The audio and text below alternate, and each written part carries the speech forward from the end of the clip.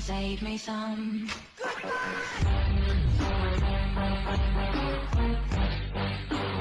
Hello, my friends. How you doing today? I am doing well, and I got an album. Yes, listen, you have asked, and I am here to deliver. I'm delivering, just like the mailman should be delivering. I have no watch, so that was a cool thing how I looked at there. There was no watch, but I'm waiting for him to deliver me a package. I got the tracking coming, and hopefully they deliver it, and I'll be able to make a video when I receive that thing. I hope it comes soon. Tracking says it's in my town, so hopefully it shows up. But I've had some people ask me, hey, listen, your record collection. Can you show us some more of your records? Absolutely. You know, as I get them, I'll show them to you. I do not have a big array of records, but I have I'm accumulating. It's somewhat accumulating. One day I'll own a record player.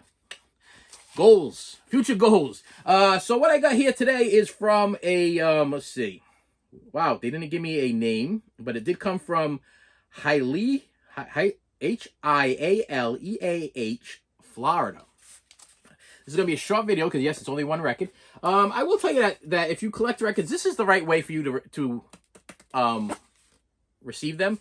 I've already ripped the side thing off. I figured I did not look and see what the record was. I promise you. I promise. But I did rip the thing off prior because I was like, why not? So let's see. Let's see what this thing is. So if you're not familiar with, well, I'm not even familiar with the proper. I thought they opened from. Wait a minute. Yeah, little screwy here. Oh yeah, okay. So yeah, you go like that, and you pop the other one. You see? Then it opens up like this, and then you just open this, and that's probably the proper way for you to take a record out of one of these holders here. Because if you tried to slide it out of the top, there is a good chance that you could either rip the wrapper, and if you're a person like me that doesn't plan on actually ever opening these things and just using them as pieces of art, yeah, you don't want to rip the wrapper. And it is a copy of Black Sabbath Sabotage. If you have been watching my videos, you know that I have completed my Black Sabbath CD collection. I've completed my Black Sabbath Blu-ray and DVD collection.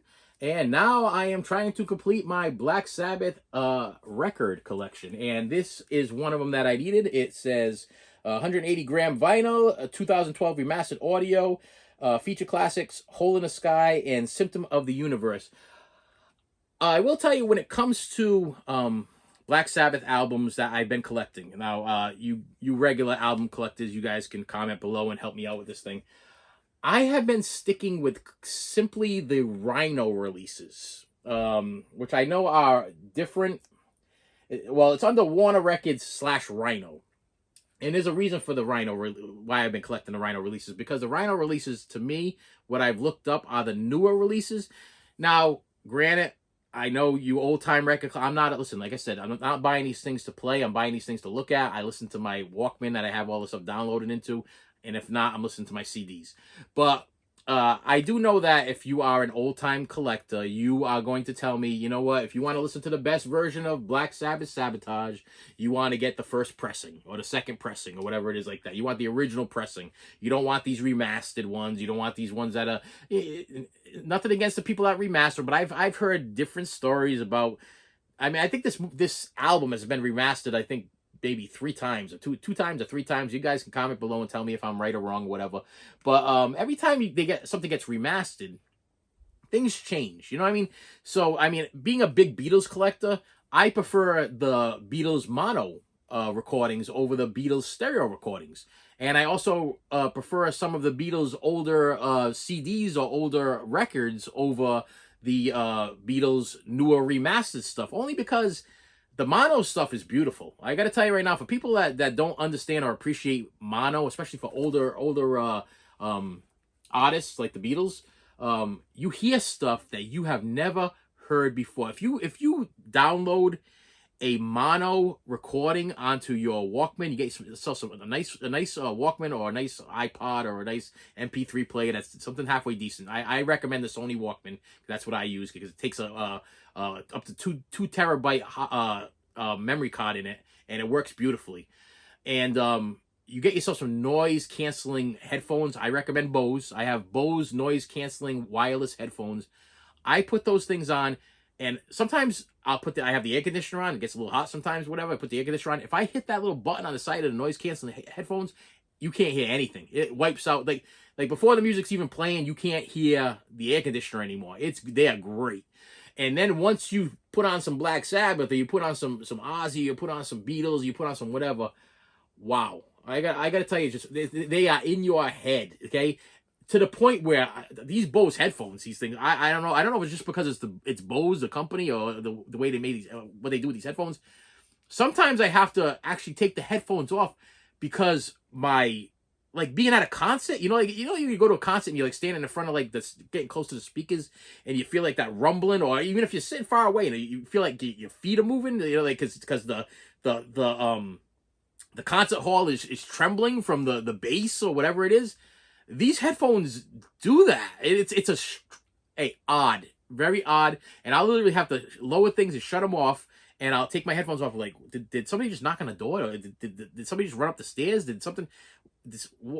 But then what I'll do is I'll put them back on, and I'll play it again, and it will happen again. So I'm like, wait a minute. So I'll rewind it back to the spot that I heard it initially, and I'll be like, "Whoa, that's the headphones that is making my body tremble." It's pretty amazing thing. So anyway, yes, this has Hole in the Sky, Don't Stop Too Late, Symptoms of the Universe, Megalomania. Megalomania. I didn't say that one. Thrill of It All, Super Taser. Super Taser. Okay. Am I Going Insane? Radio edition. Okay. I know. Where's the non-radio edition available? That's what I like knowing that. And the Writ, WRIT. I hope I'm pronouncing those all properly. Like I said, I've been if you watch this channel, I've been an Ozzy Osbourne solo artist fan for years. So the closest I got to Black Sabbath was the Speak of the Devil album, where Ozzy recorded with his band covers. Well, not even covers. Him performing what he would be performing with Black Sabbath. That's how I was introduced to Black Sabbath, was actually through Speak of the Devil. And I love that album. So I'm kind of a newbie to Black Sabbath, okay? Yes, they've been around, and yes, that Speak of the Devil album was played many, many times. So I got to tell you right now, if I look at the back of this album, I know for a fact that I'm pretty sure Symptom of the Universe was the only song that he did on Speak of the Devil, because that's the one that pops in my head right away, is Symptom of the Universe. Because I was like, he's either done that on a live concert album, or he's done that on Speak of the Devil. I'll listen. You can comment below if you own Speak of the Devil. Did he do Symptom of the Universe on there? Is that why that's the one that's resonating in my mind as the song I know the most from this album? But yeah, I will be collecting more albums. I will be doing more album unboxings. I hope you enjoy them. I hope I don't lose my Blu-ray and DVD and 4K collectors, because I'm still there. CD collectors and toys. I'm still collecting that stuff too. It's just I'm branching out into some records. I'm buying some records. Yeah, for the art, for the beautiful art. Look at that. Look at that. We got that in the front, and then we got that in the back, which is just like, it's like Alice in Wonderland. There's the whole Black Sabbath crew with Ozzy, and very, very fascinating, beautiful platform shoes. Definitely of the times. What was the year this album came out? Let's see. Is this 1975? Yeah, 1975. I'll be perfectly honest with you. I was probably in the womb, or coming out of the womb, when this album came out. So yeah, all songs arranged by Black Sabbath, which were does it? No, they don't give me. Yeah, they do. Coordinated Ozzy. Okay, so Ozzy, Tony, Giza, and Bill.